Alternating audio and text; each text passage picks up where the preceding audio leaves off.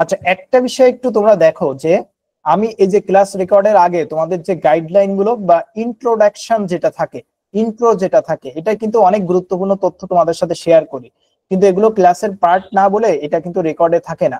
তো তোমরা যারা রেকর্ড ক্লাসটা করো তারা কিন্তু অনেক গুরুত্বপূর্ণ বিষয় কিন্তু তোমরা মিস করো।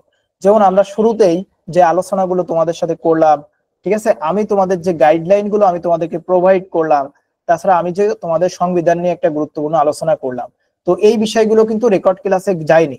কারণ রেকর্ড ক্লাসে জাস্ট ক্লাস যেটা আছে সেটা আমি রেকর্ড ক্লাসে দিই। কারণ যদি একটা রেকর্ড ক্লাস 1 ঘন্টা বা অনেক বড় হয়ে যায়, অধিকাংশ স্টুডেন্ট দেখা যায় ওই রিটেনশন ধরে রাখতে পারে না, এটা একটা বড় প্রবলেম। দ্যাটস ওয়াই আমি শুধুমাত্র ক্লাসটা কিন্তু রেকর্ড হিসেবে দিয়ে দিই। তো এই জন্য লাইভ ক্লাসটা করার গুরুত্ব অনেক অনেক বেশি ছিল। আশা করি যারা রেকর্ড ক্লাসটা করতেছো তারা লাইভ ক্লাস করার গুরুত্বটা বুঝবে, বা লাইভ ক্লাস গুলো করলে লাইভ ক্লাসের গুরুত্বটা তোমরা বুঝতে পারবে, ঠিক আছে? আচ্ছা, ওকে, আমরা এবার মূল আলোচনায় চলে যাব। আমরা আজকে আলোচনা করবো হলো বাংলাদেশের যে নির্বাহী শাসন বা নির্বাহী বিভাগ, এটা নিয়ে আমরা আলোচনা করব। তো এই আলোচনায় আমাদের কয়েকটা বিষয় জানতে হবে। সেটা হলো যে রাষ্ট্রপ্রধান, রাষ্ট্রপ্রধান মানে বাংলাদেশ রাষ্ট্রের প্রধান হলো রাষ্ট্রপতি, আর বাংলাদেশের যে সরকার, সেই সরকার ব্যবস্থার প্রধান হলো প্রধানমন্ত্রী। তার মানে বাংলাদেশের রাষ্ট্রের প্রধান একজন আর সরকারের প্রধান একজন, দুইজন, তাই না? এখন ক্ষমতা বেশি কার? রাষ্ট্রের যে প্রধান সে হলো রাষ্ট্রের একটা নামমাত্র প্রধান। কিন্তু সরকার মানে কি? সরকার মানে যে সরকারের অধীনে থাকে কি যত মন্ত্রণালয় আছে সবগুলো থাকে সরকারের অধীনে। আর এই মন্ত্রণালয়গুলোই কিন্তু দেশের সেই একদম চৌকিদার কিংবা কৃষক কিংবা প্রান্তিক পর্যায়ের একটা মানুষ থেকে শুরু করে সচিবালয় পর্যন্ত সবকিছু কিন্তু পরিচালনা করে এই মন্ত্রণালয়গুলো। তো পুরো একটা দেশ পরিচালিত হয়, এটা রান হয় কিসের মাধ্যমে? সরকারের মাধ্যমে। তো সেই সরকারের যিনি প্রধান থাকেন, এক্সিকিউটিভ চিফ এক্সিকিউটিভ পার্সন যিনি থাকতেন, তিনি হলেন প্রধানমন্ত্রী। তো এটাই হলো বিষয়। আর রাষ্ট্রপ্রধান হলো তার নামেই রাষ্ট্রের সকল কার্যক্রম জাস্ট পরিচালিত হয়, তার কোনো নির্বাহী ক্ষমতা তুলনা মানে প্রকৃতপক্ষে নাই বললেই চলে রাষ্ট্রপ্রধান যিনি। তো সংসদীয় সরকার ব্যবস্থায় এ ধরনের বিষয়গুলো থাকে। সরকার প্রধান, প্রধানমন্ত্রী, এখানে মন্ত্রী পরিষদ থাকে, এখানে সচিবালয় থাকে, একটা গুরুত্বপূর্ণ বিষয় সচিবালয়, ঠিক আছে? তো এই সচিবালয় সম্পর্কে তোমাদের বোঝা দরকার, এবং অন্যান্য কর্মকর্তাদের নিয়ে এই শাসন বিভাগটা গঠিত হয়। তো বাংলাদেশের রাষ্ট্রপতি, রাষ্ট্রপতি সম্পর্কে বলা হয়েছে সংবিধানের 48 থেকে 54 নম্বর অনুচ্ছেদে। তো অনুচ্ছেদটা অনেক সময় আসে যে সংবিধানের কোন অনুচ্ছেদে রাষ্ট্রপতির একটা বিষয় বলে দিল, অনেক বিষয় তো বলা হয়েছে, তো একটা বিষয় বলে দিল যে এই বিষয়টা সংবিধানের কোন অনুচ্ছেদে আছে, যেটা গুরুত্বপূর্ণ আছে সেটা আমি তোমাদের নোট আকারে দিয়ে দিব, হাইলাইট করে দিব।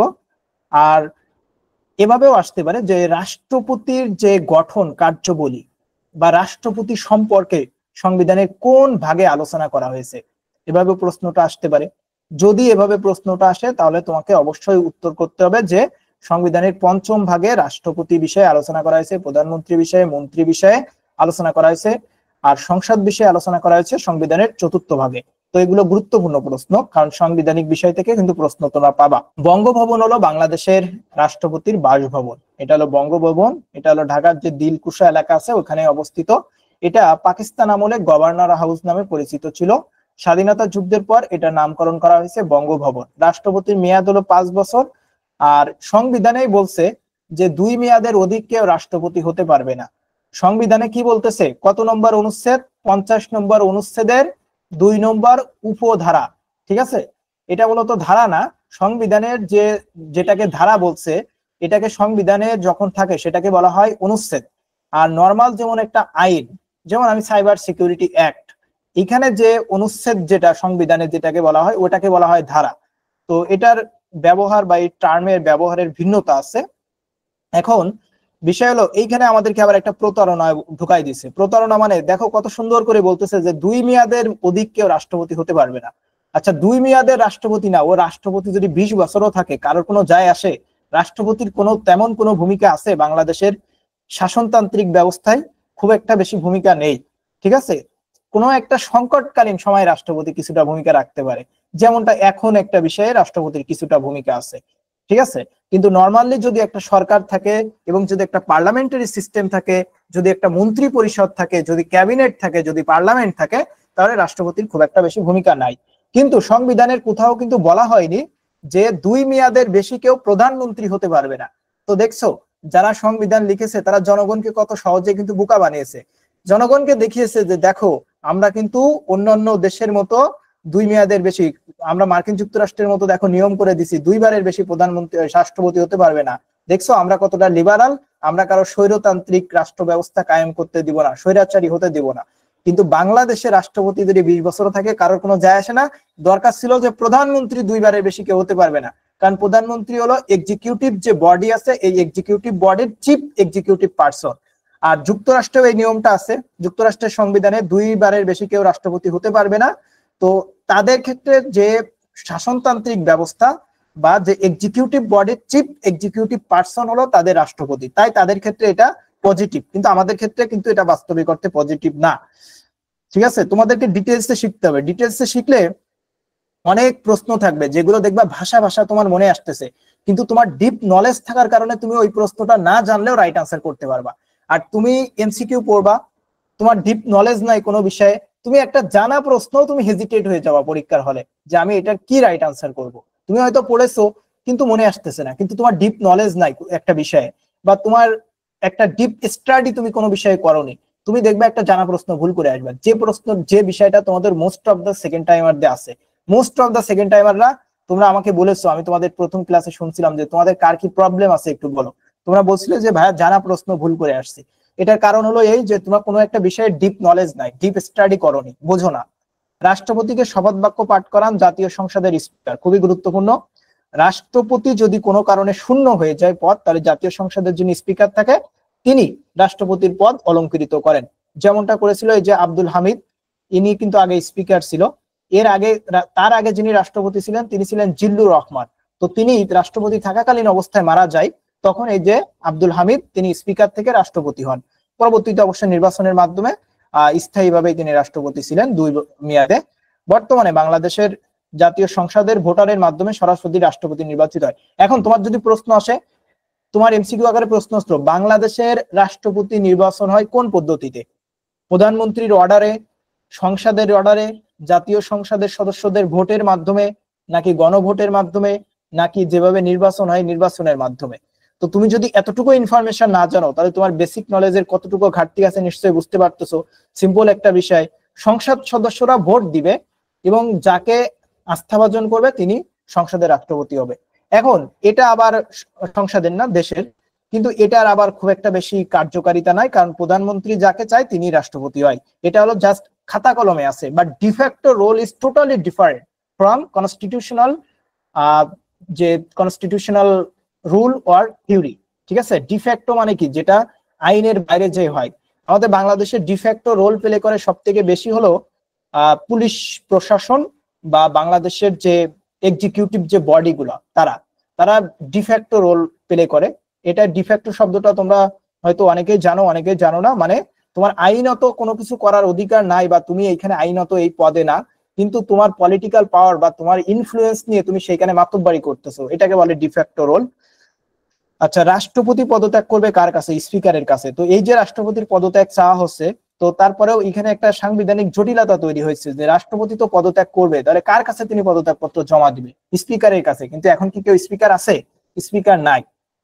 তো এটা একটা সাংবিধানিক জটিলতা তৈরি হয়েছে। আদালতের এখতিয়ার নেই রাষ্ট্রপতির উপর। দেখো, রাষ্ট্রপতি আবার এই জায়গাটাতে একটু ক্ষমতা আছে, ঠিক আছে, যে রাষ্ট্রপতির উপর আদালতের কোনো এখতিয়ার নাই। আবার আদালতের কোনো একটা রায়, আদালত কাউকে ফাঁসির রায় দিয়েছে, কাউকে যাবজ্জীবন কারাদণ্ডের রায় দিয়েছে, রাষ্ট্রপতি চাইলে সেটা মওকুফ করে দিতে পারে, মাফ করে দিতে পারে তাকে।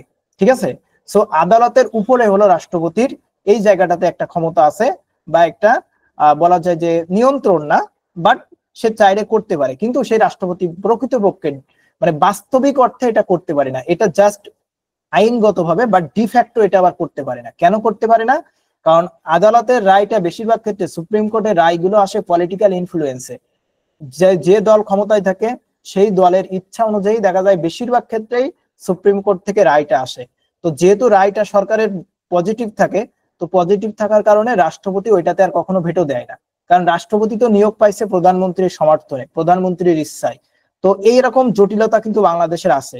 ঠিক আছে, সো এইভাবে তোমাকে ডিপ নলেজ কিন্তু রাখতে হবে। রাষ্ট্রপতির অনুপস্থিতিতে বা পদ শূন্য হলে রাষ্ট্রপতির দায়িত্ব পালন করবেন স্পিকার, বলেছি। সংসদীয় পদ্ধতিতে সর্বোচ্চ পদমর্যাদার অধিকারী, পদমর্যাদার, ক্ষমতার না, কিন্তু এক্সিকিউটিভ পার্সন না, তিনি পদমর্যাদায় রাষ্ট্রপতি সবার উপরে। তার ক্ষমতা হলো সে যখন ওই যে শ্রদ্ধা দিতে যাবে, আগে তাকে শ্রদ্ধা দিতে করার সুযোগ দিতে হবে, ঠিক আছে, তাকে প্রধান অতিথি করতে হবে, কিন্তু তার এক্সিকিউটিভ ক্ষমতা নাই। প্রধানমন্ত্রী পদত্যাগ করেন রাষ্ট্রপতির কাছে, যেটা কিছুদিন আগে করে চলে গেছে রাষ্ট্রপতির কাছে। বাংলাদেশের প্রতিরক্ষা বিভাগের সর্বাধিনায়ক রাষ্ট্রপতি। তো দেখে মনে হচ্ছে না রাষ্ট্রপতির অনেক ক্ষমতা আছে? তো তোমরা যারা মানে ভালো বুঝবা না বা ডিপ স্টাডি করবা না, তারা কিন্তু মনে করবা যে রাষ্ট্রপতি তো অনেক ক্ষমতা দিছে, ঠিক আছে। বা তোমাদের যদি নর্মাল একটা পৌরনীতির কোনো টিচার যদি তার খুব ডিপ নলেজ না থাকে, যদি ক্লাস নাই, হয়তো তোমরা মনে করতে পারো যে রাষ্ট্রপতির অনেক ক্ষমতা আছে। তিনি প্রতিরক্ষা বিভাগেরও সর্বাধিনায়ক। প্রতিরক্ষা বিভাগ মানে কি? বাংলাদেশকে প্রোটেকশন করার জন্য যে বিভাগ আছে, বাংলাদেশ ডিফেন্স সিস্টেম, যার ভিতরে আছে সেনাবাহিনী, যার ভিতরে আছে বিমান বাহিনী, যার ভিতরে আছে নৌবাহিনী। এই তিনটা বাহিনী হলো বাংলাদেশ প্রতিরক্ষা মন্ত্রণালয়ের অধীনে আছে। তার সর্বাধিনায়ক রাষ্ট্রপতি, কিন্তু এই প্রতিরক্ষা মন্ত্রণালয়ের যিনি মন্ত্রী থাকেন তিনি প্রধানমন্ত্রী। প্রধানমন্ত্রীর দপ্তরে তোমরাই তো জানো, বিগত সরকারের শেখ হাসিনার দপ্তরে প্রায় 6টা মন্ত্রণালয় ছিল, তার ভিতরে একটা কিছু প্রতিরক্ষা মন্ত্রণালয়, ঠিক আছে। তারপরে এর আগে ছিল জনপ্রশাসন মন্ত্রণালয়, নারী ও শিক্ষা শিশু বিষয়ক মন্ত্রণালয়, এমন অনেক মন্ত্রণালয় কিন্তু প্রধানমন্ত্রীর নিয়ন্ত্রণে থাকে। যেমন ডক্টর ইউনূস কিন্তু এখনো পর্যন্ত 19টা না 20টা মন্ত্রণালয়ের কিন্তু তিনি মন্ত্রী, ঠিক আছে। তো এই বিষয়ে হয়তো তোমরা জানো। তো এটা একটা বিষয়। তিনি সর্বাধিনায়ক হলেও তার কিন্তু এক্সিকিউটিভ ক্ষমতা নাই। এক্সিকিউটিভ ক্ষমতা প্রধানমন্ত্রী মন্ত্রী হওয়ার কারণে তার কাছেই চলে যায় প্রকৃতপক্ষে। তবে একটা বিষয় আছে, যদি সেনাবাহিনী পদত্যাগ করে বা কোনো একটা বিষয় করে, তবে সেটা রাষ্ট্রপতির মাধ্যমে করতে হয়। সংসদ আহ্বান স্থগিত বা ভঙ্গ করেন রাষ্ট্রপতি। তবে এই যে রাষ্ট্রপতির এত কিছু ক্ষমতা বলা হচ্ছে বা দেওয়া হচ্ছে, সংবিধানের আবার একটা জায়গায় যে বলে দেওয়া আছে, রাষ্ট্রপতি যাহা কিছুই করিবে তাহা হইবে প্রধানমন্ত্রীর পরামর্শক্রমে। তাহলে দেখো, আমি তোমাকে বললাম যে তুমি এই করতে পারবা, ওই করতে পারবা, এই করতে পারবা, সবকিছু করতে পারবা। তারপরে বললাম তুমি যাহা কিছুই করবা তুমি আমার পরামর্শ ছাড়া করিতে পারিবা না, ঠিক আছে। তাহলে এখন বিষয়টা কেমন হইলো? আমি তোমাকে ক্ষমতা দিয়ে দিলাম, পরে যে বলে দিলাম আমার পরামর্শ ছাড়া তুমি এর বাইরে কিছু করতে পারবা না। তাহলে মানে কি, আমি তোমার দিয়ে কাজটা করাই নিচ্ছি, কিন্তু পিছন থেকে কল কাটি নাড়তেছি কিন্তু আমি আমি বলতেছি দায়ভার তোমার ঘরে পড়বে যে রাষ্ট্রপতি এটা করছে, ঠিক আছে। তো এটা হলো বিষয়। আচ্ছা, তোমাদের গত ক্লাসে আমি বিল বিষয়ে বলেছিলাম যে এটা হয়তো তোমরা জানো যে বিল হলো সরকারি বিল আর বেসরকারি বিল, দুইটা বিল আছে। মন্ত্রী যদি কোনো একটা আইনের খসড়া ড্রাফট যদি সংসদে উত্থাপন করে সেটাকে বলা হয় সরকারি বিল। আর অন্য যে কোনো সংসদ সদস্য যদি কোনো একটা ড্রাফট সংসদে উত্থাপন করে সেটাকে বলা হয় বেসরকারি বিল, ঠিক আছে। তো এই সংসদে গৃহীত বিল সম্মতির জন্য রাষ্ট্রপতির কাছে পেশ করার জন্য রাষ্ট্রপতি তাতে সম্মতি দেন 15 দিনের মধ্যে। এটা তাকে সম্মতি দেয়, সম্মতি দেয়নি এমন কোনো নজির বাংলাদেশে খুব একটা নাই। আর রাষ্ট্রপতি কোনো বিল পুনরায় সংসদে সংশোধনের জন্য পাঠালে ফেরত আসার পর রাষ্ট্রপতি তা পাশ করেন 7 দিনের মধ্যে। অর্থ বিল তোমাদের বলেছিলাম, অর্থ বিলে রাষ্ট্রপতি সম্মতি দান করতে বিলম্ব করতে পারবে না। তো তাদের সই করার দরকার আছে কি? তার জন্য ক্ষমতায় না থাকে অধ্যাদেশ জারি একটা গুরুত্বপূর্ণ, এই যে কিছু কিছু অনুচ্ছেদ তোমাকে জানতে হবে, আর্টিকেল, যেটাকে ইংরেজি হলো আর্টিকেল। সংবিধানের যে আর্টিকেল সম্পর্কে জানতে হবে, অনুচ্ছেদ। তার ভিতরে এমন যে অধ্যাদেশ জারি সম্পর্কে বলা হয়েছে সংবিধানের কত নম্বর অনুচ্ছেদে, 93 নম্বর অনুচ্ছেদে অধ্যাদেশ সম্পর্কে বলা হয়েছে। তো এই জাতীয় কিছু কিছু অধ্যাদেশ তোমাকে, কিছু কিছু অনুচ্ছেদ তোমাকে জানতে হবে। অধ্যাদেশ জারি করতে পারেন কে? অধ্যাদেশ জারি করতে পারেন হলো রাষ্ট্রপতি। জরুরি পরিস্থিতিতে তিনি এটা করেন, বিশেষ আইন প্রণয়ন করেন, এটাকে বলা হয় অধ্যাদেশ। মানে দেশের কোন একটা ক্রান্তিকালীন পর্যায়ে রাষ্ট্রপতি কি করতে পারে? বিশেষ আইন প্রণয়ন করতে পারে। মনে করো নর্মালি আইন প্রণয়নের এখতিয়ার আছে তোমার জাতীয় সংসদে বা পার্লামেন্টের, যেটাকে আমরা ইংরেজিতে বলি। বাংলাদেশের যে জাতীয় সংসদ, সেই একমাত্র authorized authority to enact law or act, ঠিক আছে, যে আইন প্রণয়ন বা আইন কার্যকর না প্রণয়নের ক্ষেত্রে যে দায়িত্বপ্রাপ্ত যে অথরিটি, সেটা হলো তোমার জাতীয় সংসদ। কিন্তু এখন যেমন বাংলাদেশে জাতীয় সংসদ নাই, বিশেষ আইন তৈরি করার দরকার। তাহলে এটা কার মাধ্যমে করাতে হবে? রাষ্ট্রপতির অধ্যাদেশ জারির মাধ্যমে এটা করতে হবে। রাষ্ট্রপতিকে অপসারণ করতে গেলে 2/3 সংসদ সদস্যের ভোটের প্রয়োজন হয়। তো আমি তোমাদের একটা বিষয় তোমাদের একটু বলে দিই। এই যে বর্তমান সময়ে একটা ক্রাইসিস তৈরি হয়েছে, যে কেউ কেউ চাচ্ছে সেনা প্রধান পদত্যাগ করুক কারণ তিনি বিপ্লবের প্রধান শত্রু অনেকের মতে। তো আবার কেউ কেউ চাচ্ছে যে যেহেতু এই যে শাহাবুদ্দিন চুপ্পু, এ তো এই বিপ্লবের কোনো অংশই না, এ তো বিগত যে প্রশাসন ছিল তারই পার্ট, সুতরাং সে কেন রাষ্ট্রপতি থাকবে? কিন্তু তাদেরকে তারপরেও পদত্যাগ করানো যাচ্ছে না কেন? ফার্স্ট অফ অল, তোমাকে রাষ্ট্রপতিকে পদত্যাগ করাতে হবে। রাষ্ট্রপতিকে পদত্যাগ করাতে হলে নিয়ম হলো 2/3 সংসদের ভোট প্রয়োজন, কিন্তু সংসদ নাই। এখন তাহলে রাষ্ট্রপতি পদত্যাগ করানো যাচ্ছে না, মানে কোনো নিয়মের মধ্য থেকে। নিয়মের বাইরে যে অনেক কিছু হতে পারে, এবং নেসেসিটি ইজ দ্য ল, মানে তোমার প্রয়োজনীয়তাই আইন, এটারও একটা থিওরি আছে, ঠিক আছে? এটা জুরিসপ্রুডেন্সে আলোচনা হয়, সেটা আলাদা বিষয়। তো রাষ্ট্রপতিকে অপসারণ করা গেল না। আবার যিনি সেনা প্রধান, প্রতিরক্ষা মন্ত্রণালয়ের সর্বাধিনায়ক হিসেবে সেনা প্রধান পদত্যাগ করাবে রাষ্ট্রপতির মাধ্যমে। কিন্তু সেনা প্রধান একভাবে আছে, খুব সেন্সিটিভ একটা জায়গা, আবার রাষ্ট্রপতি দেখো চাচ্ছে না যে সে পদত্যাগ করুক, কারণ সেই তার বলা যায় সেফগার্ড। তো এই যে একটা জটিলতা তৈরি হয়েছে, বাংলাদেশের প্রথম রাষ্ট্রপতি, অস্থায়ী রাষ্ট্রপতি, বর্তমানটা না, এটা হলো পূর্বের, বুঝতেই পারতেছো।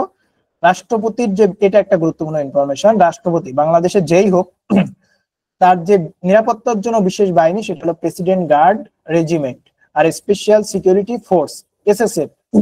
এসএসএফ মূলত তোমার প্রধানমন্ত্রীর নিরাপত্তার জন্য তিনি ইয়ে করেন, দায়িত্বপ্রাপ্ত। আচ্ছা, রাষ্ট্রপতি পদাধিকার বলে এই যে বাংলাদেশের সশস্ত্র বাহিনী সর্বাধিনায়ক, কিন্তু নামমাত্র। এই যে বিশ্ববিদ্যালয়গুলো চ্যান্সেলর, চ্যান্সেলর মানে কি? উপাচার্য। উপাচার্য হলো তোমার ভাইস চ্যান্সেলর, আর যিনি চ্যান্সেলর তার ইংরেজি হলো আচার্য। তো আমাদের রাজশাহী বিশ্ববিদ্যালয়েরও যিনি আচার্য তিনি হলেন রাষ্ট্রপতি। কিন্তু এই বিশ্ববিদ্যালয় পরিচালনার ক্ষেত্রে এই চ্যান্সেলরের কোনো ভূমিকা আছে? যদি রাষ্ট্রপতির গ্রহণযোগ্যতা থাকতো, তাহলে জাস্ট যে সমাবর্তন হইতো কিছুদিন আগে, যেমন চট্টগ্রাম বিশ্ববিদ্যালয় সমাবর্তন হলো, এই সমাবর্তনে তিনি চিফ গেস্ট হিসেবে উপস্থিত হতেন, কিছু বক্তব্য দিতেন, এটাই হলো তার কাজ। মানে একটা ইউনিভার্সিটিতে তার এটাই হলো কাজ, এই ছাড়া কিন্তু তার প্রকৃতপক্ষে কোনো কাজ নাই। কিন্তু তিনি পদাধিকার বলে কিন্তু বিশ্ববিদ্যালয়ের চ্যান্সেলর। তাহলে প্রকৃতপক্ষে বিশ্ববিদ্যালয়ের তাহলে ভূমিকা কার? ভূমিকা হলো ভাইস চ্যান্সেলর, ঠিক আছে? ভাইস চ্যান্সেলরের হলো মূল ভূমিকা, যেটাকে বলা হয় VC, red crescent society, scout Asiatic society. আচ্ছা, এবার আমরা প্রধানমন্ত্রী মন্ত্রিসভা নিয়ে জানবো। প্রধানমন্ত্রী সম্পর্কে বলা হয়েছে 55 থেকে 58, আর 48 থেকে 54 পর্যন্ত কিন্তু রাষ্ট্রপতি সম্পর্কে বলা হয়েছে। সংবিধান অনুযায়ী বাংলাদেশের প্রধানমন্ত্রীর ক্ষমতা অপ্রতিরোধ্য। দেখছো কত সুন্দর একটা কথা, প্রধানমন্ত্রীর ক্ষমতা অপ্রতিরোধ্য। কোন ব্যক্তির ক্ষমতা যদি অপ্রতিরোধ্য হয়, তাহলে ওই ব্যক্তি ক্ষমতার অপব্যবহার করবে কিনা? এমন কোন পীর সাহেব আছে যাকে তুমি এক্সক্লুসিভ পাওয়ার ইম্পোজ করেছো, আর ওই ব্যক্তি ওই ক্ষমতার অপব্যবহার করবে না? জুলাই এই যে গণঅভ্যুত্থানটা হলো বা বিপ্লবটা হলো, এখানে যারা মাঠে নেমেছিল, আন্দোলনের করেছে, জীবন দেওয়ার জন্য প্রস্তুত ছিল, এমন ব্যক্তিও ছিল, তারাও এখন ক্ষমতার লোভে পড়েনি, দায়িত্ব নেওয়ার পরে সম্পদের পাহাড় গড়েছে, ক্ষমতার লোভে পড়েছে। সুতরাং কেউ ক্ষুদ্র স্বার্থ বিসর্জন দিয়ে বৃহত্তর স্বার্থের পক্ষে কাজ করতে পারাটা অনেক চ্যালেঞ্জিং, ঠিক আছে? অনেক চ্যালেঞ্জিং একটা বিষয়। তো এবার যদি সাংবিধানিক ভাবে প্রধানমন্ত্রীকে অপ্রতিরোধ্য ক্ষমতা দেওয়া হয়, তাহলে এবার বোঝো প্রধানমন্ত্রীর কি অবস্থা হবে। যেমনটা বিগত 50 বছরে হয়েছে, একই অবস্থা হবে। এই কারণে কিন্তু এখন আবার বিএনপি চায় না প্রধানমন্ত্রীর ক্ষমতা কমুক, কারণ তারা মনে করতেছে নেক্সট যে নির্বাচন আসবে সেখানে তো আমরাই প্রধানমন্ত্রী হয়ে যাব, ঠিক আছে? তো অনেক জটিল সমীকরণ। প্রধানমন্ত্রী কি শপথ বাক্য পাঠ করাবেন রাষ্ট্রপতি। বাংলাদেশের প্রথম প্রধানমন্ত্রী ছিলেন তাজউদ্দিন, যার ছেলে বর্তমানে সোহেল তাজ। সংখ্যাগরিষ্ঠ দলের নেতা হলেন প্রধানমন্ত্রী। সংসদে বাংলাদেশের এই যে সরকারের বাহিনীর নির্বাহী বিভাগ প্রধান প্রধানমন্ত্রী। তো আমরা যেমন দেখি না এক্সিকিউটিভ ম্যাজিস্ট্রেট, দেখি আমরা এক্সিকিউটিভ ম্যাজিস্ট্রেট, বিসিএস এর যারা অ্যাডমিন ক্যাডার থেকে যারা অ্যাসিস্ট্যান্ট কমিশনার হিসেবে দায়িত্ব পালন করে, বিশেষত বিভাগীয় কমিশনারের কার্যালয় এবং জেলা ডিসি অফিসের কার্যালয়, জেলা প্রশাসকের কার্যালয়ে দায়িত্ব পালন করে। তো আমরা দেখি না গাড়ি যাই, গার্ডে আসে বিভিন্ন এক্সিকিউটিভ ম্যাজিস্ট্রেট। তো এক্সিকিউটিভ বিষয়টাই মনে হয় যেন একটা পাওয়ারের সাথে রিলেটেড। তো একটা দেশের যত এক্সিকিউটিভ পাওয়ার আছে তার সবকিছুর প্রধান হলো প্রধানমন্ত্রী। আর একজন এক্সিকিউটিভ ম্যাজিস্ট্রেট যারা তোমাদের পরীক্ষার হলে আসে, তারা বাংলাদেশের যে সচিবালয় আছে না, যেটা আজকের আলোচনারও বিষয়বস্তু, পৌরনীতি যারা পড়েছো তারা হয়তো জানো, এই সচিবালয়ে তারা সর্বনিম্ন পর্যায়ের একজন অফিসার, ঠিক আছে? সর্বনিম্ন পর্যায়ের কিন্তু অফিসার। এই যে এক্সিকিউটিভ ম্যাজিস্ট্রেটের যে গাড়িগুলো দেখো, তারা কিন্তু প্রজাতন্ত্রের যে এক্সিকিউটিভ বডি আছে তার সর্বনিম্ন পর্যায়ের একজন অফিসার। প্রধানমন্ত্রীর বাসভবন গণভবন, যেটা এখন জাদুঘর, প্রধানমন্ত্রীর শেরেবাংলা নগর, আর প্রধানমন্ত্রীর কার্যালয় তেজগাঁও ঢাকা, প্রথম প্রধানমন্ত্রী খালেদা জিয়া, বিরোধী দলীয় শেখ হাসিনা, এগুলো সিম্পল বিষয়। মন্ত্রিসভা যৌথভাবে দায়ী থাকেন জাতীয় সংসদের কাছে। আর প্রধানমন্ত্রী দিন শেষে কারো কাছে দায়ী থাকেন না, তাকে এত বেশি ক্ষমতা দেওয়া হয়েছে যে এক্সক্লুসিভ পাওয়ার, যেটাকে, ঠিক আছে, আরবিট্রারি পাওয়ার, মানে বাস বিচারহীন ক্ষমতা। তো দিন শেষে ডিফ্যাক্টো তিনি কারোর কাছে দায়ী থাকেন না। মন্ত্রিসভা গঠিত হয় মন্ত্রী, প্রতিমন্ত্রী, উপমন্ত্রীদের নিয়ে। মানে মন্ত্রী হলেন যিনি পূর্ণাঙ্গ মন্ত্রী, প্রতিমন্ত্রী হলেন তার থেকে একটু নিচু পর্যায়ে, উপমন্ত্রী হলো আরো একটু নিচু পর্যায়ে। মানে উপমন্ত্রী বেতন ভাতা এবং কিছু কিছু এখতিয়ারে প্রতিমন্ত্রীর থেকে কম পায়, মন্ত্রী থেকে প্রতিমন্ত্রীর ক্ষমতা এখতিয়ারে একটু কম আছে, এটা হলো বিষয়। আর প্রধানমন্ত্রী তো প্রধানই, যিনি মন্ত্রী। ফ্লোর ক্রসিং এর কথা বলা হয়েছে সংবিধানের 70 অনুচ্ছেদে, গুরুত্বপূর্ণ একটা বিষয়। আচ্ছা, ফ্লোর ক্রসিং মানে কি? নিজ দলের বিপক্ষে যে ভোট দেওয়া, মানে আওয়ামী লীগের যদি কোনো এমপি বিএনপির পক্ষে ভোট দেয়, এটা আবার নিষিদ্ধ, মানে দিতে পারবা না তুমি নিজ দলের বাইরে চেয়ে অন্য কোনো দলের কোনো একটা প্রস্তাবের পক্ষে ভোট দিতে পারবা না। এরপর মন্ত্রী পরিষদের নিয়মিত বৈঠক হচ্ছে সোমবার প্রতি সপ্তাহে। প্রধানমন্ত্রীর এবার ক্ষমতা দেখো।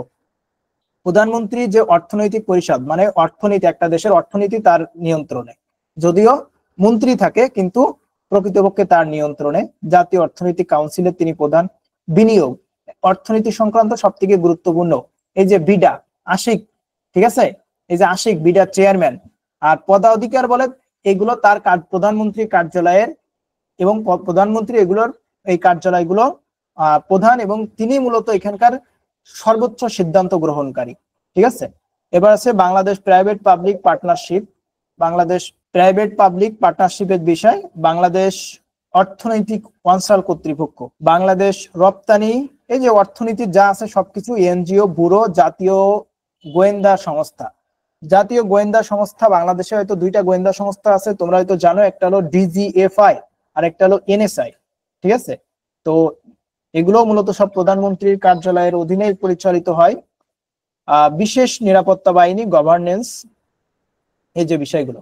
আচ্ছা, রাষ্ট্রপতি শপথ বাক্য পাঠ করান প্রধানমন্ত্রী এবং প্রধান বিচারপতিকে। আচ্ছা, তাহলে রাষ্ট্রপতি কাকে শপথ বাক্য পাঠ করালো? প্রধানমন্ত্রী, প্রধান বিচারপতিকে। আর রাষ্ট্রপতিকে শপথ পাঠ করালেন স্পিকার। তো এখন আবার মনে হতে পারে তাহলে স্পিকার মনে হয় রাষ্ট্রপতির উপরে, যেহেতু রাষ্ট্রপতিকে তিনি শপথ বাক্য পাঠ করাচ্ছেন। না, স্পিকার হলো সংসদের সভাপতি, ঠিক আছে। স্পিকার একটা দেশের সব থেকে গুরুত্বপূর্ণ তিনটা পদ। একটা হলো প্রধান মন্ত্রী, যিনি বাংলাদেশের মতো এরকম পচা গণতান্ত্রিক দেশে এক্সক্লুসিভ এবং আরবিট্রারি পাওয়ার হোল্ড করে, ঠিক আছে। আর এরপরে একটি স্বাধীন সার্বভৌম কিংবা একটা বলা যায় যে একটা নিয়মতান্ত্রিক দেশে সব থেকে গুরুত্বপূর্ণ একটা পদ হলো প্রধান বিচারপতি। যেমন যদি আমরা বলি মার্কিন যুক্তরাষ্ট্র বা অন্যান্য যে সকল দেশগুলো আছে। এরপরে একটা দেশের গুরুত্বপূর্ণ বিষয় হলো স্পিকার। এই তিনজন, প্রধান বিচারপতি আর স্পিকার, ওয়ারেন্ট অফ প্রেসিডেন্টে তাদের স্থান একই, তারা 3 নম্বর স্থানে আছে। রাষ্ট্রপতি আছে 1 নম্বর, কিন্তু তার এক্সিকিউটিভ ক্ষমতা নেই বললেই চলে। আর প্রধানমন্ত্রী আছে 2 নম্বরে, 3 নম্বরে আছে স্পিকার এবং প্রধান বিচারপতি। ওয়ারেন্ট অফ প্রেসিডেন্ট, তোমরা হয়তো নাম শুনেছো এটা। রাষ্ট্রপতি প্রধানমন্ত্রী পরামর্শ ব্যতীত সম্পাদন করতে পারেন।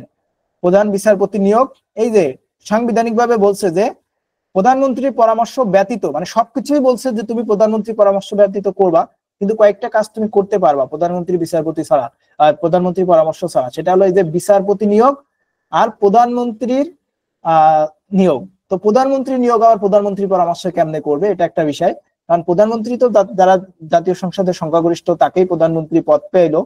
আর প্রধান বিচারপতি তাও প্রকৃতপক্ষে এটা কখনোই হয় না, কারণ প্রধান বিচারপতি কে হবে এটাও মূলত যে দল ক্ষমতায় থাকে তাদের আস্থাভাজন কোনো ব্যক্তি প্রধান বিচারপতি হয়। এটা বাংলাদেশের স্বাধীনতার পর থেকে এখনো পর্যন্ত কখনোই এমন হয়নি যে রুলিং পার্টি, অর্থাৎ যে পার্টিটা দেশ শাসন করতেছে, তারা চাইনি যে উমুক প্রধান বিচারপতি হোক কিন্তু উমুক প্রধান বিচারপতি হয়েছে, এটা কখনো হয়নি। এমনকি তোমরা হয়তো জানো এস.কে. সিনহা নামে একজন বিচারপতি ছিল যাকে অপসারণ করা হয়েছিল। তো এই এস.কে. সিনহাকেও নিয়োগ দেওয়া হয়েছিল আওয়ামী লীগ সরকারের অধীনে। এস.কে. সিনহা তিনি আবার আওয়ামী লীগ সরকারের বিপক্ষে যে সংসদে পাশকৃত একটা সংশোধনীকে অবৈধ করে তাদের বিপক্ষে রায় দিয়েছিল। রায় দেওয়ার পরের দিনই তাকে পাগল বানিয়ে দেওয়া হলো, বললো সে মানসিক ভারসাম্যহীন, তাকে দেশের বাইরে পাঠিয়ে দেওয়া হলো। এবং পরবর্তীতে তিনি দেশের বাইরে যেয়ে বললো যে আমি মানসিক ভারসাম্যহীন না, আমি সুস্থ সবল মানুষ। তো this is the reality in our field, in our বলা যায় যে এক্সিকিউটিভ বলো, জুডিশিয়ারি বলো, বা আমাদের সব জায়গায়, মানে একদম সেই ইউনিয়ন পরিষদ পর্যন্ত, ফিল্ড লেভেলে এটাই হলো রিয়ালিটি। বাংলাদেশের বর্তমান প্রধানমন্ত্রী বর্তমান কেউ নাই, সংসদের রাষ্ট্রপতি, সংসদ প্রথম অধিবেশনে রাষ্ট্রপতি একটা ভাষণ দেয়, আর অর্থ বিল রাষ্ট্রপতি সুপারিশ ব্যতীত সংসদে উত্থাপন করা যায় না, কিন্তু এই বিলের আবার বিলম্ব করতে পারবে না। আচ্ছা, টেকনোক্র্যাট মন্ত্রী, এটা সম্পর্কে আমি একটু বলবো। টেকনোক্র্যাট মানে যিনি সংসদ সদস্য না হয়েও মন্ত্রী হন। টোটাল যে মন্ত্রী থাকবে তাদের 10% টেকনোক্র্যাট হতে পারে, এটা একটা গুরুত্বপূর্ণ বিষয়। আর সংসদ সদস্য না, কিন্তু মন্ত্রী। আর মার্কিন যুক্তরাষ্ট্রের যারা মন্ত্রী তারা কিন্তু কেউই হাউস অফ রিপ্রেজেন্টেটিভের সদস্য না, মানে তাদের যে কংগ্রেস, ঠিক আছে, বা তাদের যে সিনেট, তাদের যে হাউস অফ রিপ্রেজেন্টেটিভ, সেখানে কিন্তু তারা কেউই সদস্য না। আমাদের যেমন পার্লামেন্ট, পার্লামেন্ট না, আমাদের জাতীয় সংসদ, ইউকেতে পার্লামেন্ট। জনপ্রশাসন মন্ত্রণালয়, যেটাকে বলা হয় পাবলিক অ্যাডমিনিস্ট্রেশন। তো এই যে জনপ্রশাসন বা পাবলিক অ্যাডমিনিস্ট্রেশন, এ নামে একটা সাবজেক্টও আছে। তো এটা দেখতে খুবই লুক্রেটিভ সাবজেক্টটা, কিন্তু বাস্তবিকভাবে বাংলাদেশের প্রেক্ষাপটে খুব একটা বেশি এখান থেকে, যদি না তুমি অন্য কোনো ক্যাডার হও, admin cadre, foreign cadre, police cadre, বা অন্য জেনারেল ক্যাডার হও, তাছাড়া খুব একটা কিন্তু এই সাবজেক্টের খুব একটা গুরুত্ব বাংলাদেশে পায় না। ওর থেকে সোশ্যোলজি বা ইতিহাস নিয়ে পড়াটাই তুলনামূলক ভালো, কারণ এখানে শিক্ষা ক্যাডার থাকে। দিন শেষে যদি শিক্ষা ক্যাডার থাকে, তাহলে তোমার একটা অপরচুনিটি থাকে, তুমি নিবন্ধন পরীক্ষা দিতে পারবা, তুমি একটা কলেজের লেকচারার হিসেবে থাকতে পারবা, ঠিক আছে, কলেজের লেকচারার হিসেবে থাকতে পারবা, অনেক অপরচুনিটি তোমার থাকে। তো এই জন্য এই দিক থেকে এটা তুলনামূলকভাবে বেটার। তবে এটা তোমার যদি প্যাশন থাকে যে না আমি এটাই বিষয়ে পড়বো, that is different matter or fact. মন্ত্রণালয়ের প্রধান হলো মন্ত্রী, আর মন্ত্রণালয়ের প্রশাসনিক প্রধান হলেন সচিব। আর একটা মন্ত্রণালয়ের বলা যায় সর্বনিম্ন পর্যায়ের যিনি সচিব থাকেন, তিনিও মূলত সচিব, সহকারী সচিব হিসেবে থাকেন। তাকে আবার ফিল্ডে বলা হয়, তিনি যখন ফিল্ডে কাজ করেন তাকে বলা হয় অ্যাসিস্ট্যান্ট কমিশনার। তিনি যখন মোবাইল কোর্ট পরিচালনা করেন তখন তাকে বলা হয় সহকারী তোমার এক্সিকিউটিভ ম্যাজিস্ট্রেট। তো যেটাকে আমরা ম্যাজিস্ট্রেট হিসেবে সচরাচর জানি, যারা অ্যাডমিন ক্যাডার থেকে সুপারিশ প্রাপ্ত হয়, ঠিক আছে। এরাই আবার অ্যাসিস্ট্যান্ট কমিশনার, মানে সহকারী কমিশনার। প্রকৃত এদের যে পদ, মানে তারা সহকারী কমিশনার হিসেবে অ্যাপয়েন্টেড হয়, কিন্তু বিশেষ সময়ের জন্য এক্সিকিউটিভ ম্যাজিস্ট্রেট হিসেবে দায়িত্ব পালন করতে পারে। আর আমাদের হয়তো দেখছো, আমাদের আপুরা যারা এই যে একদম মানে 25 সালে অনেকেই, এই যে 25-এ কিছুদিন আগে রেজাল্ট দিল, সহকারী জজ, জুডিশিয়াল ম্যাজিস্ট্রেট হিসেবে রিকমেন্ডেড হয়েছে। তো তারা এখনো অ্যাপয়েন্টেড হয়নি, আমি তাদের পোস্ট ইতিমধ্যে করেছি, আমার ডিপার্টমেন্টের বড় আপুরা ভাইরা, ঠিক আছে, যদিও সবার করা হয়নি, আস্তে আস্তে করবো মোটামুটি সবারই। তো তারা যারা এক্সিকিউটিভ, যারা জুডিশিয়াল ম্যাজিস্ট্রেট হিসেবে রিকমেন্ডেড হবে, তারা ফুল টাইমই ম্যাজিস্ট্রেট, মানে তারা নিজেকে ম্যাজিস্ট্রেট পরিচয় দিতে পারবে যে আই অ্যাম দ্য ম্যাজিস্ট্রেট, ঠিক আছে, আর আই অ্যাম এ ম্যাজিস্ট্রেট, এটা তারা ফুল টাইম পরিচয় দিতে পারবে, তারাই প্রকৃত ম্যাজিস্ট্রেট। আর যারা এক্সিকিউটিভ ম্যাজিস্ট্রেট তারা হলো একটা বিশেষ সময়ের জন্য, মানে যে টাইমটা সে মোবাইল কোর্ট পরিচালনা করতেছে বা ওই পাওয়ারটা হোল্ড করতেছে, সেই সময়ের জন্য সে এক্সিকিউটিভ ম্যাজিস্ট্রেট। এবং এক্সিকিউটিভ ম্যাজিস্ট্রেট একজন জুডিশিয়াল ম্যাজিস্ট্রেটের এখতিয়ার লাভ করে যে সময়টাতে সে এই ফিল্ডের বা মোবাইল কোর্ট গুলো পরিচালনা করে। মানে একজন জুডিশিয়াল ম্যাজিস্ট্রেটের যে পাওয়ার আছে, জুডিশিয়াল ম্যাজিস্ট্রেট হলো বাংলাদেশ জুডিশিয়াল সার্ভিসের সর্বনিম্ন পদ, মানে যারা এই যে শুরুতেই রিকমেন্ডেড হয়, বিসিএস থেকে যেমন অ্যাডমিন ক্যাডার হয়, বিজিএস বাংলাদেশ জুডিশিয়াল সার্ভিস থেকে তারা সহকারী জজ বা জুডিশিয়াল ম্যাজিস্ট্রেট হিসেবে রিকমেন্ডেড হয়। মানে যে সুযোগটা আমাদের আছে, আমরা যারা আইনের স্টুডেন্ট, আমাদের একই সাথে বিসিএস এরও সুযোগ আছে, আমরা চাইলে অ্যাডমিন ক্যাডারেও যেতে পারবো, আমরা ফরেন ক্যাডারেও যেতে পারবো, পুলিশ ক্যাডারেও যেতে পারবো, শুধুমাত্র শিক্ষা ক্যাডার বাদে বা টেকনিক্যাল ক্যাডার বাদে আমরা যে কোনো ক্যাডারেও যেতে পারবো। আবার একই সাথে আমরা বিজিএস বাংলাদেশ জুডিশিয়াল সার্ভিসের মাধ্যমে সহকারী জজ, জুডিশিয়াল ম্যাজিস্ট্রেট হতে পারবো। এবং আমাদের মোস্ট অফ দ্য স্টুডেন্ট, বলা যায় 95% স্টুডেন্টই এদিকে যায়, জুডিশিয়ারিতে যে অ্যাসিস্ট্যান্ট জাজ আর জুডিশিয়াল ম্যাজিস্ট্রেট হিসেবে রিকমেন্ডেড হয়। আবার অনেকে প্র্যাকটিসে চলে যায়, অ্যাডভোকেট হয়, কেউ কেউ আবার অ্যাডভোকেট হওয়ার পরে 3 বছর প্র্যাকটিস করার পরে ইংল্যান্ড থেকে তারা আবার বার অ্যাট ল ডিগ্রি নিয়ে ব্যারিস্টার হয়, ঠিক আছে। অনেক বিষয় আছে। মন্ত্রী পরিষদ যৌথভাবে দায়ী থাকে জাতীয় সংসদের নিকট আইন বিভাগ কর্তৃক প্রণীত আইন কার্যকর করে শাসন বিভাগ। মানে ওই যে পার্লামেন্ট যে আইন তৈরি করলো সেটা কার্যক্রম করে সংসদ, শাসন বিভাগ। শাসন বিভাগ মানে এই মন্ত্রণালয়ের মাধ্যমে। কাকে? মন্ত্রণালয়ের মাধ্যমে। মন্ত্রণালয় থেকে নির্দেশ আসে, এই নির্দেশ মূলত বাস্তবায়ন করে ফিল্ড লেভেলের যে অ্যাডমিনিস্ট্রেটিভ স্টেজটা আছে তারাই। ফিল্ড লেভেলের অ্যাডমিনিস্ট্রেটিভ স্টেজ কোনগুলা?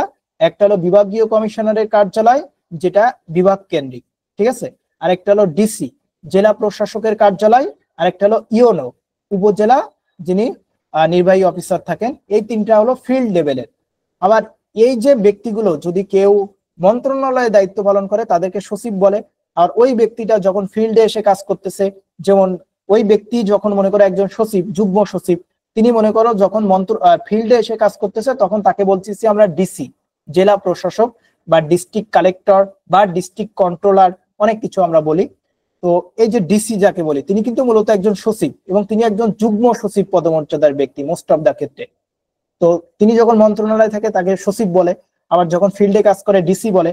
আবার ইওনো যিনি, তিনিও কিন্তু একজন সিনিয়র সহকারী সচিব, ঠিক আছে। ইওনো মানে যারা এই যে ম্যাজিস্ট্রেট হয় বা যে এক্সিকিউটিভ ম্যাজিস্ট্রেট তোমাদের আসে দেখছো পরীক্ষার হলে, তো তারা যখন প্রমোশন পায় তখন তারা ইওনো হয়। তাদের 4 থেকে 5 বছর কাজ করার পরে তারা প্রমোশন পেয়ে ইওনো হয়। ইওনোরা প্রমোশন পেয়ে তোমার অ্যাডিশনাল তোমার ডিসি হয়। তারপরে তারা যে আবার পরবর্তীতে ডিসি হয়। ডিসি হইতে গেলে আবার তোমার যে বাংলাদেশের যে মন্ত্রী পরিষদ সচিব যিনি আছেন সেখান থেকে তার অনুমতি নিতে হয়। আবার এই যে ডিসি, এগুলো কিন্তু সব হলো জনপ্রশাসন মন্ত্রণালয়ের অধীনে কাজ করে, যদিও এদেরকে পদায়ন নিয়ন্ত্রণ করে হলো মন্ত্রী পরিষদ সচিব বা মন্ত্রী পরিষদ যে তোমার বিভাগটা আছে সেখান থেকে এদের নিয়ন্ত্রণ করে বা তাদের কাছে তারা দায়বদ্ধ থাকে। তো এটা হলো বিষয় যে আমাদের যে অ্যাডমিনিস্ট্রেশন সিস্টেম তার একটা আছে হলো সেন্ট্রাল অ্যাডমিনিস্ট্রেশন বা কেন্দ্রীয় প্রশাসন, আর একটা আছে তোমার ফিল্ড পর্যায়ের যে অ্যাডমিনিস্ট্রেশন। ফিল্ড পর্যায়ের কি কি আছে? একটা হলো তোমার বিভাগীয় কমিশনার, জেলা প্রশাসকের কার্যালয়, ইওনো। আর কেন্দ্রীয় হলো সচিবালয়, ঠিক আছে। সচিবালয়ে বিভিন্ন রকম মন্ত্রণালয়ের কিন্তু সচিবরা দায়িত্ব পালন করে। আচ্ছা, এটা হলো গুরুত্বপূর্ণ বিষয় তোমাদের জন্য। তো এগুলো কিন্তু অনেক বেশি জানা দরকার। পৌরনীতি যারা পড়েছো হয়তো তোমরা অনেকেই জানো, আবার যারা পৌরনীতি সাবজেক্ট পড়োনি তারা হয়তো জানোই না। একই সাথে এগুলো আবার আইনেরই অংশ, ঠিক আছে। আমরা যখন সংবিধান পড়ি তখনও এগুলো আমাদেরকে পড়তে হয়, কারণ আইন হলো এমন একটা বিষয় যেখানে তোমাকে সবকিছু বিষয়ে তোমার জানতে হবে। তুমি যুক্তরাষ্ট্র কিভাবে চলে, ইউকে কিভাবে চলে, বাংলাদেশ কিভাবে চলে, প্রশাসন কে আছে, কার কি এখতিয়ার আছে, কার কি ক্ষমতা আছে, ঠিক আছে। বাংলাদেশের যে ভূমি ব্যবস্থাপনা, তোমরা হয়তো জানো যে বাংলাদেশের সব থেকে কনসার্নিং একটা বিষয় হলো ল্যান্ড অ্যাডমিনিস্ট্রেশন। কারণ ল্যান্ড অ্যাডমিনিস্ট্রেশন থেকে দিন শেষে টাকা আসে, মানে যে তুমি ট্যাক্স দাও বা তোমার জমি জমা, তুমি যে চাষ করো। তো একটা দেশের সব থেকে গুরুত্বপূর্ণ বিষয় হলো ল্যান্ড। তো এই যে ল্যান্ড অ্যাডমিনিস্ট্রেশন, এটা কিন্তু আইনের সব থেকে গুরুত্বপূর্ণ পার্ট। জমি জায়গা সংক্রান্ত ঝামেলা নাই এমন লোক কিন্তু খুব কম খুঁজে পাওয়া যায়। তো এই সবগুলো বিষয় তোমাকে জানতে হবে। কে মারামারি করলো সেক্ষেত্রে তোমার কি বিধান আছে, এই সবগুলো কিন্তু আইনের বিধান। তো এই আইনের থেকে কিন্তু অ্যাডমিশনে প্রচুর প্রশ্ন আসে, প্রত্যক্ষ পরোক্ষ ভাবে। কিন্তু তোমরা তো যেহেতু ইন্টারমিডিয়েট পাস করে আসছো, অ্যাডমিশন স্টুডেন্ট, অনেক সময় এমন ডিটেলস ক্লাসও তোমরা হয়তো করো না, যে কারণে তোমরা বিষয়গুলো বোঝো না। মনে করো যে সব সাধারণ জ্ঞান। আচ্ছা, সাধারণ জ্ঞান জিনিসটা কি? সাধারণ জ্ঞান মানে সেখানে পৌরনীতি থাকবে, সেখানে ল থাকবে, সেখানে রাষ্ট্রবিজ্ঞান থাকবে, সমাজ বিজ্ঞান থাকবে, সমাজকর্ম থাকবে, সেখানে ইতিহাস থাকবে, সেখানে দর্শন থাকবে, সেখানে ফোকলোর থাকবে। সবকিছুর সমন্বয়ে কিন্তু একটা সাধারণ জ্ঞান। বাংলাদেশের নামমাত্র শাসক নমিনাল রাষ্ট্রপতি, তো এটা আমরা সবাই এতক্ষণ ধরেই আলোচনা করলাম। জরুরি অবস্থার অর্ডিন্যান্স জারি করতে পারে, অর্ডিন্যান্সের ইংরেজি হলো অধ্যাদেশ, রাষ্ট্রপতি। কর ধার্য, তারপরে কর আরোপ, অর্থ বরাদ্দ, মঞ্জুরি, এগুলো সব শাসন বিভাগের দায়িত্ব এখানে। আচ্ছা, এটা হলো আমাদের শাসনতান্ত্রিক বিষয়। এখন আমি একটু দেখি তোমাদের কি অবস্থা, তোমাদের মনোযোগ আছে কিনা, বা তোমরা সবাই কি অ্যাক্টিভ আছো কিনা, নাকি সবাই চলে গেছো। অনেকে চলেও গেছে, অনেকে অ্যাক্টিভও আছে। তো বিষয় হলো, দেখো তোমাদের যে গুরুত্বপূর্ণ আলোচনাগুলো এই যে করতেছি, তো এই আলোচনাগুলো আমি তোমাদেরকে খুব ভালোভাবে বলতে পারি যে তোমরা নর্মালি যদি তোমরা খুব ভালো যদি সিনিয়র কোনো টিচারের সান্নিধ্য না পাও, মানে তোমাদের কলেজ লেভেলে পৌরনীতি সাবজেক্ট যদি তোমার না থাকে এবং সিনিয়র টিচার যদি তোমাদের না থাকে, তাহলে দেখা যায় এত ডিপ স্টাডি তোমরা পাবে না, ঠিক আছে। কারণ অধিকাংশ ক্ষেত্রে যারা এই ক্লাসগুলো তোমাদেরকে নেয় তারা যদি পৌরনীতি সাবজেক্ট থাকে আর তুমি যদি সাধারণ কলেজের স্টুডেন্ট হয়ে থাকো, তাহলে ওই টিচার এতটা ডিপ স্টাডি করে না। কারণ এগুলোর জন্য অনেক ডিপ স্টাডি দরকার হয়, সংবিধান জানা লাগে, বোঝা লাগে।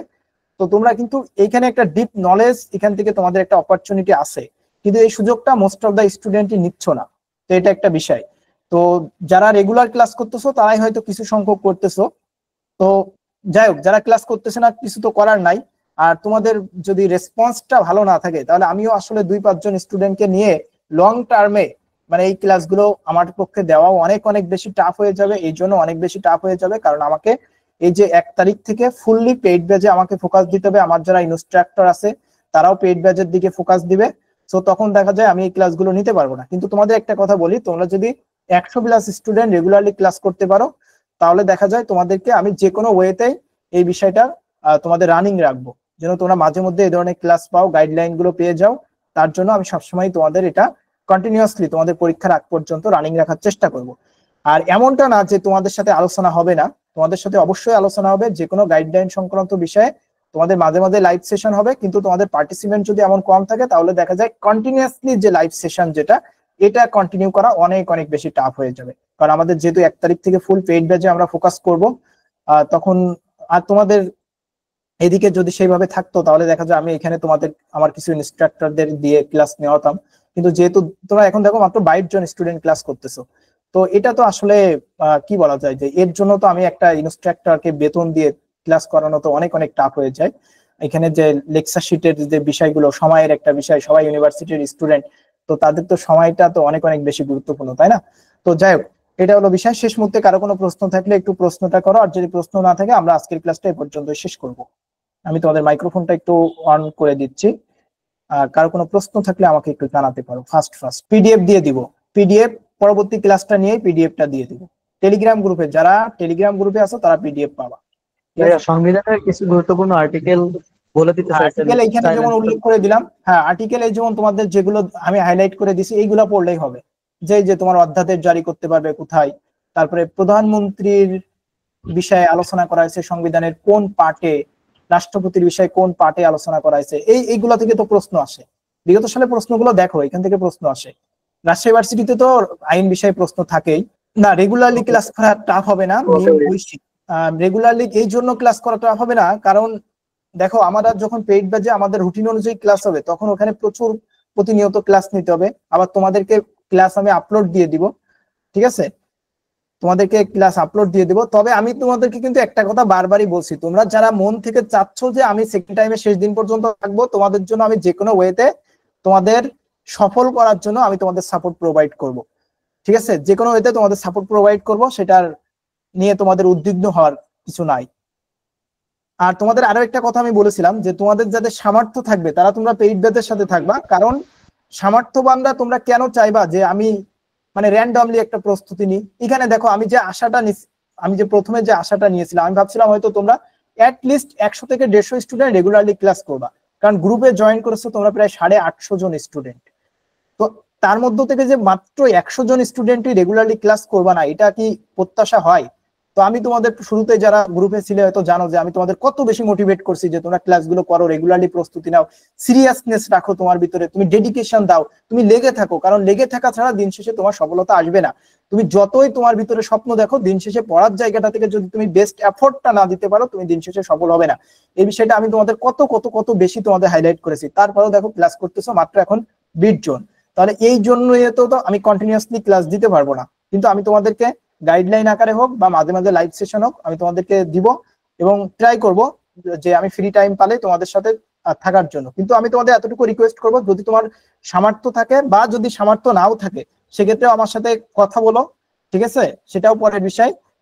তোমাদেরকে হয়তো কেউ হতাশ হবো না, কেউই হয়তো হতাশ হবো না।